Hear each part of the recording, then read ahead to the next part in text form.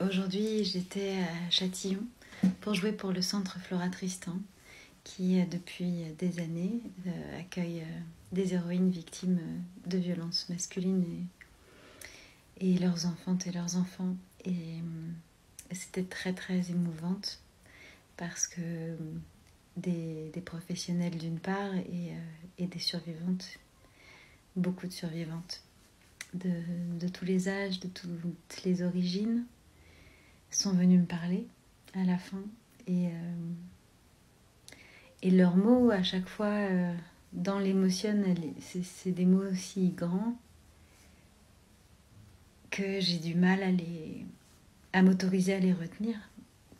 Tellement de ça m'émeut et tellement de c'est précieuse. J'aimerais qu'une personne note, enregistre.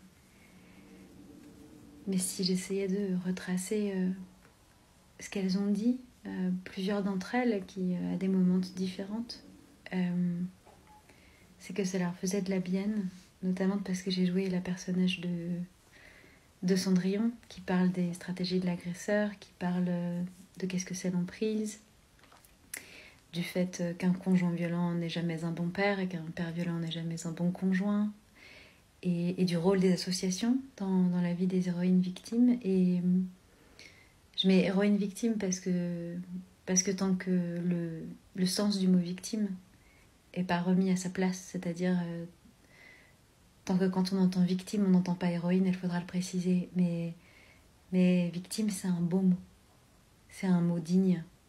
C'est un mot qui veut dire courage, qui veut dire survie, qui veut dire héroïne. Voilà. C'est pas quelque chose qui nous définit, mais c'est quelque chose qui est là. Et que toutes les femmes, notamment, ont en commun. Et à chaque fois que j'entends des femmes dire « moi je suis pas une victime », à chaque fois ça me fait vraiment de la peine parce que c'est le début pour pouvoir se reconstruire, de comprendre ça, et parce que dans plein d'autres situations, c'est pas la honte d'être une victime comme par hasard. Dans toutes les situations, c'est pas spécifiquement les femmes seules qui sont visées par des hommes. Par exemple, les meurtres terroristes au Bataclan, par exemple. On n'entend jamais « je suis pas une victime », on n'entend jamais telle personne se victimise, et puis quelque part... c'est un peu de leur faute, hein. Je veux dire, ils ont quand même été voir un concert de rock, quoi. Enfin, voilà, des trucs comme ça qu'on entend dès qu'il s'agit de violences masculines contre les femmes et les enfantes et les enfants, en fait. Et là, soudain, quand il s'agit de nous, de violences d'hommes contre nous, alors ce serait la honte d'être une victime, mais non, en fait, c'est la honte d'être un agresseur, c'est la honte d'être un violeur, c'est la honte d'être un oppresseur, c'est ça la honte, c'est ça la médiocrité, c'est ça... C'est ça le problème du monde, en fait. C'est ça qui est ridicule. Et en fait, agresseur, machiste, misogyne, ça devrait être ça les pires mots de la Terre, en fait. Donc voilà, je reprends. Et ces femmes-là, elles sont venues me voir pour me dire que ça leur faisait de la bienne, que ça les avait fait rire et que ça les avait fait pleurer aussi. Mais il y en a une qui a dit que c'était les bonnes larmes qui doivent s'autoriser à couler et qui rendent plus légères et qui libèrent. Et plusieurs m'ont dit en substance que c'était émouvante pour elles de voir leur vécu précisément sur scène, alors que c'est si dur de parler. Là, c'était sur scène, tout le monde entendait, et c'était des bouts de leur vie qui résonnaient très fort avec leur vécu.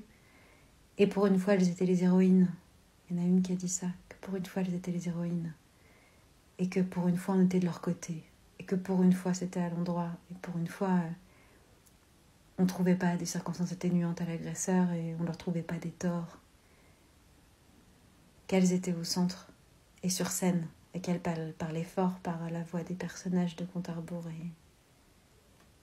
Et j'ai failli pleurer à mon tour aussi, mais là, avec mon niveau de fatigue et de burn-out, si je commence à pleurer, je ne retiens plus.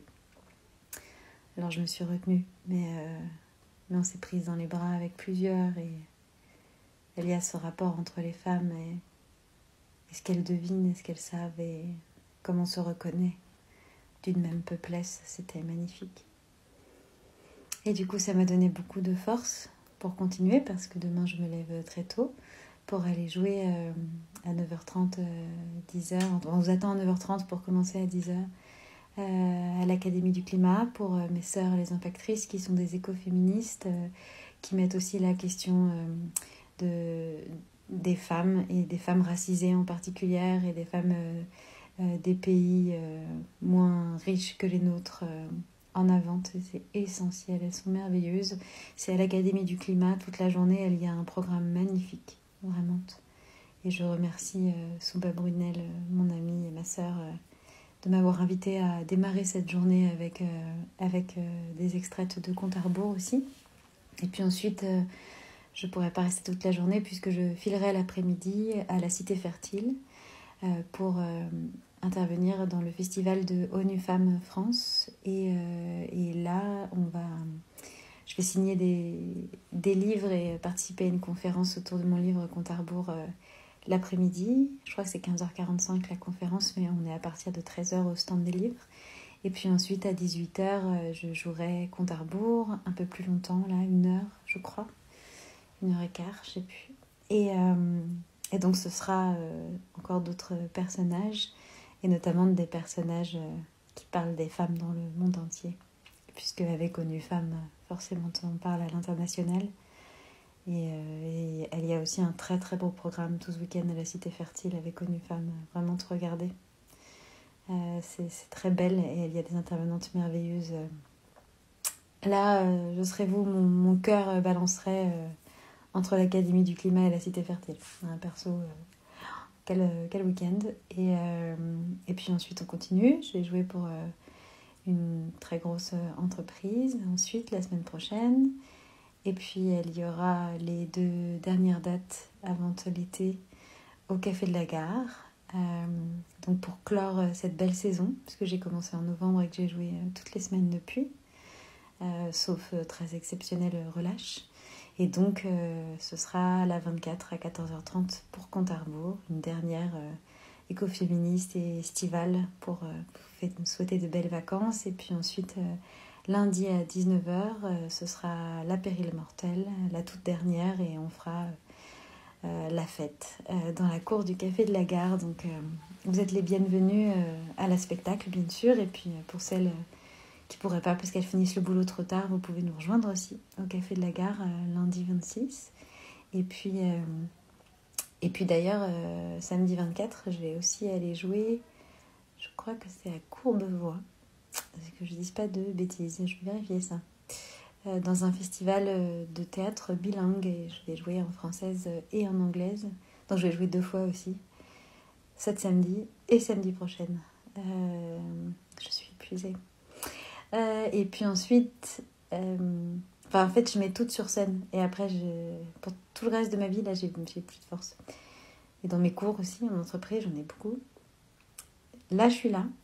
Le reste du temps, et puis ensuite, il y aura un festival dans le nord de la France, à côté de Lille, à Stenwerk, je crois que ça s'appelle, dans un très bel endroit plein de nature, où je retrouverai en plus ma sœur Amandart, qui est la conteuse et peintresse, avec qui on avait fait une spéciale en duo au Café de la Gare. Donc je suis ravie. Il y a un très beau programme aussi, et je ferai aussi des extraits de Compte à rebours. Et ensuite, il y aura une très exceptionnelle en Avignon, la 18 juillet, à 11h30 au Théâtre des Lilas, qui est un théâtre dont je suis marraine, et je vais vous en parler davantage dans les prochaines semaines, et qui met en avant des femmes créatrices. Et on aura aussi une conférence avec Sarah Pep ensuite, notamment. Et avant de ça, la 16 avec la collective HF, qui milite pour les droits des femmes et des hommes dans le monde de la culture. On se retrouvera aussi en Avignon. Je vais passer au festival d'Arles aussi. Et puis ensuite, il y aura le super stage qu'on propose avec Aline Jalliet à Mialet, dans les Cévennes, pour développer la puissance de notre voix de femme. Aline Jalliet, c'est une coach merveilleuse, et donc ce sera de la 22 à la 26 août. Et vous pouvez vous inscrire aussi. Donc c'était un long message, mais et là encore, il n'y a vraiment pas toutes les défis des prochaines semaines. Vraiment pas. Bisous!